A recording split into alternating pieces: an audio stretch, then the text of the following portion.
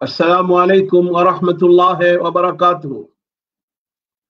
الحمد لله رب العالمين، والصلاة والسلام على أشرف الأنبياء والمرسلين وعلى آله وأصحابه أجمعين. أما بعد، اللهم صل على سيدنا محمد وعلى آله وأصحابه وأهل بيته أجمعين. সম্মানিত আজকের এই গুরুত্বপূর্ণ সেমিনারের সভাপতি, মহতারাম সভাপতি, প্রধান অতিথি, আলোচক বৃন্দ এবং আয়োজনকারী যারা উপস্থিত, সকলকে আমি আন্তরিকভাবে সালাম এবং শুভেচ্ছা জানাচ্ছি।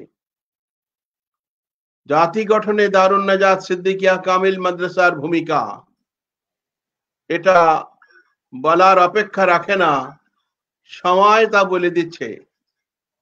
সকল আলোচকের আলোচনায় এসে গেছে মাত্র কয়েক বছর আগে যে প্রতিষ্ঠান প্রতিষ্ঠিত হয়েছে আল্লাহ তাআলার খাস রহমতে অকল্পনীয় ভাবে তার উন্নতি অগ্রগতি হয়েছে এবং গোটা দেশে গোটা পৃথিবীতে এর জয় জয়কার, এর সুনাম সুখ্যাতি ছড়িয়ে পড়েছে।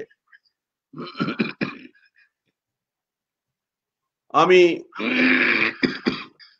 শেরশিনা মাদ্রাসার ছাত্র ছিলাম।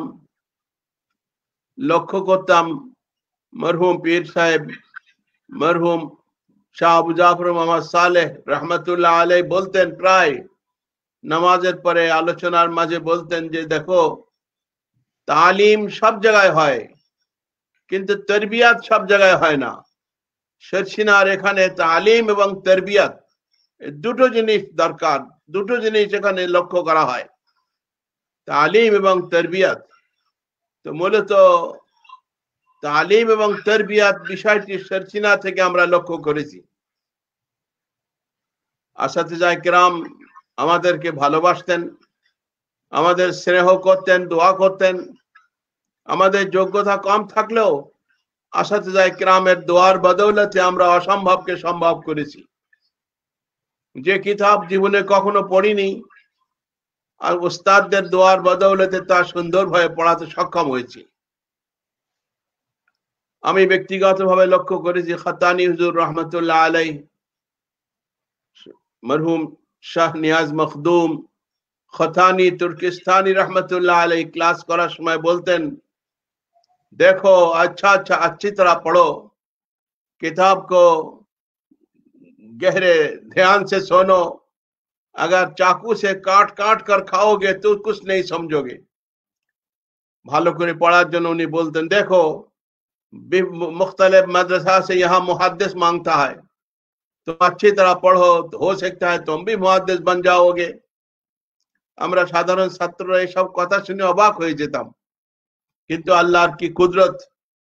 আমি গুনাহগারকে লক্ষ্য করলাম যে কামেল পরীক্ষা দিলাম, রেজাল্ট হয়নি এখনো। তখন আমি স্বপ্নের মাধ্যমে দেখলাম যে মরহুম পীর সাহেব কিবলা রহমতুল্লাহ আলাইহির সামনে বসে আছি, ইত্যাদি ইত্যাদি। সব কথা বলতে চাচ্ছি না। আমার আব্বা ওয়ালেদ মরহুম বললেন তুমি শেরশিনায় যাও। আসলাম, আসার পরে দেখলাম যে পীর সাহেব হুজুর নিজেই এবং খাতানি হুজুর নিজেই বললেন তুমি যাও, মাদারীপুরে আলিয়া মাদ্রাসার থার্ড মুহাদ্দিস হিসাবে তুমি যোগদান করো। অথচ আমার পরীক্ষার রেজাল্ট হয়নি।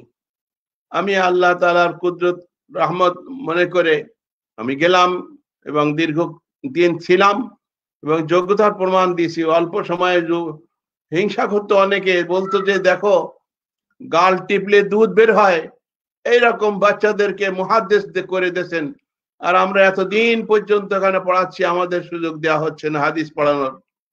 থার্ড মুহাদ্দিস হিসাবে আল্লাহ তাআলার মেহেরবানিতে ওখানে ছিলাম, 1 বছর ছিলাম।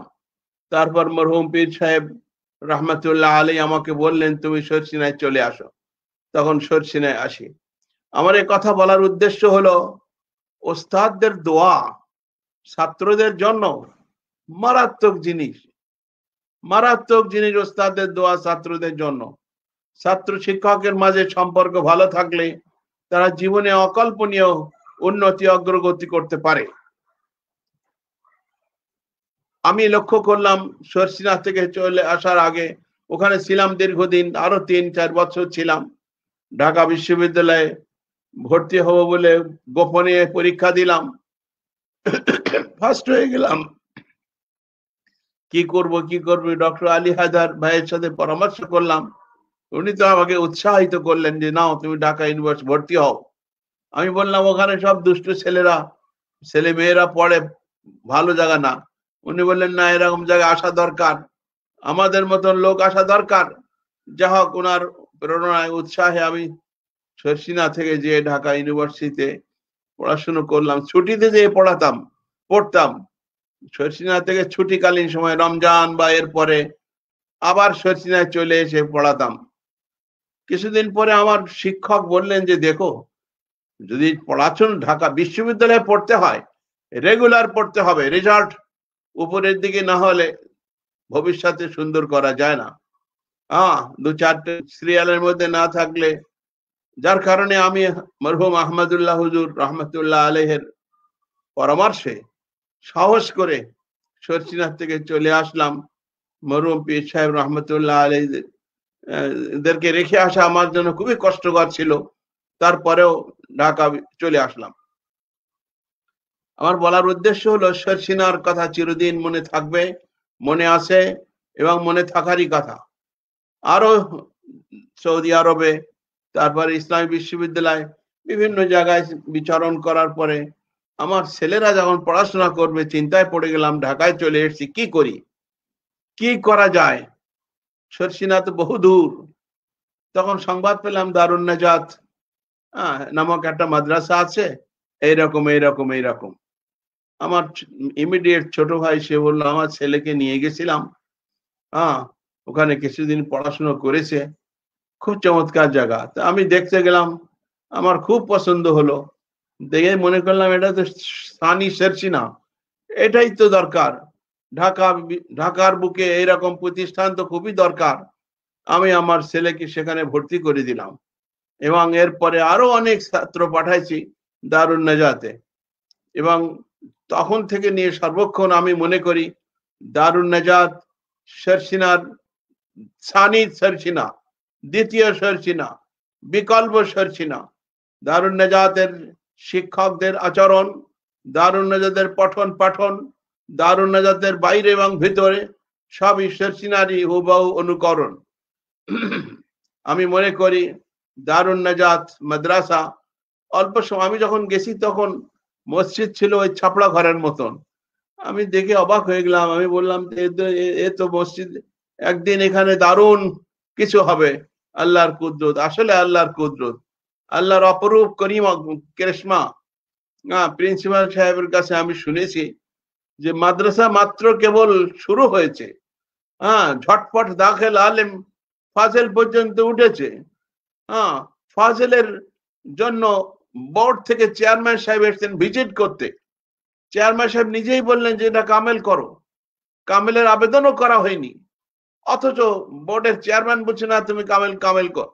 চেয়ারম্যান সাহেব বেরিয়ে চলে গেছিলেন, কিছু তো যে আবার এসছেন, এসে বললেন এটা মাদ্রাসা কামেল হওয়ার উপযুক্ত, কামেলের জন্য তোমরা একটা দরখাস্ত করো, আমি মঞ্জুরি দিয়ে দেবো। একা ঝটপট অটোমেটিক, মানে আল্লাহর পক্ষ থেকে কারামত বলা যেতে পারে। বছরের পর বছর চেষ্টা করলেও যেখানে কামেল খোলার অনুমতি আসে না, আর সেখানে বোর্ডের চেয়ারম্যান সরাসরি নিজেই উদ্যোগী হয়ে কামেলের খোলার ব্যবস্থা করে দিলেন। এটা আল্লাহর খাস রহমতে কোনো সন্দেহ নেই। আর আমি শুনেছি দারুন নাজাত সিদ্দিকিয়া কামিল মাদ্রাসা প্রতিষ্ঠার ইতিহাস শুনেছি আমি। মক্কা মুকাররমা, মদিনা মুনাওয়ারায় সফর শেষে একদল আল্লাহর প্রিয় বান্দারা সেখানেই দোয়া করেছেন, মিটিং করেছেন, সিদ্ধান্ত নিয়েছেন এরকম একটা সুন্দর প্রতিষ্ঠান গড়ার জন্য, যেটা আল্লাহর কাছে কবুল হয়ে গেছে। যার পরিপ্রেক্ষিতে দারুন নাজাতের চেহারা আজকে এরকম। গোটা বাংলাদেশের মধ্যে শ্রেষ্ঠ প্রতিষ্ঠান হয়েছে কয়েকবার। আমি মনে করি দারুন নাজাত আলিয়া সিদ্দিকিয়া কামিল মাদ্রাসা জাতি গঠনে গুরুত্বপূর্ণ ভূমিকা পালন করে যাচ্ছে। সেখান থেকে যারা পাশ করেছে, সেখান থেকে যারা বের হয়েছে, আলোচকদের আলোচনায় সব এসে গেছে, প্রাণ খোলা আলোচনা হয়েছে। এবং শুনে আমাদের মন জুড়ে গেছে। দারুন নাজাতের থেকে যারা পাশ করে এসেছে পৃথিবী বাংলাদেশের বিভিন্ন প্রান্তরে, বিভিন্ন প্রজেক্টে, বিভিন্ন সেন্টারে, আপনি ডাক্তার বলেন, ইঞ্জিনিয়ার বলেন, ব্যারিস্টার বলেন, অন্যান্য বিভিন্ন পেশায় তারা আছে। বাংলাদেশের বাইরের অন্যান্য দেশে বিভিন্ন বিশ্ববিদ্যালয়ে তারা বিচরণ করে যাচ্ছে। জাতি গঠনে দারুন নাজাত সিদ্দিকিয়া কামিল মাদ্রাসা, এইরকম মাদ্রাসা আরো কয়েকটা থাকলে গোটা বাংলাদেশের জন্য দারুণ উপকার এবং দারুণ পরিবর্তনের জন্য যথেষ্ট। মাদ্রাসা সব জায়গায় আছে, সব জায়গায় মাদ্রাসা আছে, শিক্ষার ব্যবস্থা আছে, রেজাল্ট ভালো হয়, কিন্তু তাদের মধ্যে সেই দিনদারি নেই, আমল নেই। দিনদারি এবং আমল না থাকার কারণে এই পড়াটা হলো আপনার হাদিসের ভাষায় যে কথা বলা হয়েছে, আল ইলমু বিগাইরি আমালিন কাশজারে বিগাইরি সামারি। এলেম যদি হয় আর আমল যদি না হয়, এমন বৃক্ষ যাতে কোনো ফল ধরে না। অতএব দারুন নাজাত সিদ্দিকিয়া কামিল মাদ্রাসা এর গুরুত্ব অত্যাধিক। জাতি গঠনের প্রশংসা বলে শেষ করা যাবে না। আমি অত্যন্ত আনন্দিত, আমোদিত। দারুন নাজাতকে স্মরণ করলে শেখ হাসিনাকে স্মরণ মনে হয়। দারুন নাজাত আমি সুযোগ পেলেই চলে যাই, এবং দারুন নাজাত সিদ্দিকিয়া কামিল মাদ্রাসার সাথে আমার আন্তরিক সম্পর্ক আছে। আমার ছেলেরা সেখানে পড়াশোনা করেছে, আর অন্যান্য ছাত্রদেরকে আমি সেখান থেকে পাঠিয়েছি। অনেকে পরামর্শ দিয়েছি, যদি আলেম হতে চাও, যদি ভালো আলেম হতে চাও, কোরআন হাদিস জাননেওয়ালা হতে চাও, তাহলে দারুন নাজাতে পড়ো। যত অসুবিধা হোক না কেন, যত কষ্ট হোক না কেন, দারুন নাজাত সিদ্দিকিয়া কামিল মাদ্রাসায় পড়াশোনা করলে তোমার জীবন ধন্য হবে, কখনো বৃথা যাবে না। তুমি যেখানেই থাকো না কেন, তোমার সম্মান বেড়ে যাবে। আর বাস্তবে আমরা দেখেছি দারুন নাজাতের ছাত্র যারা দারুন নাজাত থেকে পড়াশোনা করে বেরিয়ে গেছে, প্রত্যেকে সুনামের সাথে, সম্মানের সাথে বাংলাদেশের আনাচে কানাচে, পৃথিবীর অন্যান্য দেশে, মালয়েশিয়া বলেন, ইংল্যান্ড বলেন, অন্যান্য দেশে বলেন, খুব সম্মানের সাথে আসে। গোটা বলতে গেলে জাতি গঠনে দারুন নাজাত সিদ্দিকিয়া কামিল মাদ্রাসার ভূমিকা অপ্রতুল, মানে অবর্ণনীয়। দোয়া করি আল্লাহ তাআলা দারুন নাজাতের সম্মান বৃদ্ধি করুন, দারুন নাজাত সিদ্দিকিয়া কামিল মাদ্রাসার সুনাম সুখ্যাতি স্থায়ী করুন। আল্লাহ তাআলা জান্নাতের মাকাম দান করুন, এবং জান্নাতে নাজাতের বড় ওসিলা, এলাকার মানুষের নাজাতের ওসিলা হিসাবে কবুল করুন। প্রিন্সিপাল সাহেব হায়াত দারাজ করুন। এই কথাগুলো বলে, আমি ক্ষুদ্র মানুষ, এই কথাগুলো বলে আমার কথা শেষ করছি। সাল্লাল্লাহু তাআলা আলা খায়রি খালকিহি মুহাম্মদ ওয়া আলা আলিহি ওয়া আসহাবিহি আজমাইন। আসসালামু আলাইকুম ওয়া রাহমাতুল্লাহি ওয়া বারাকাতুহু।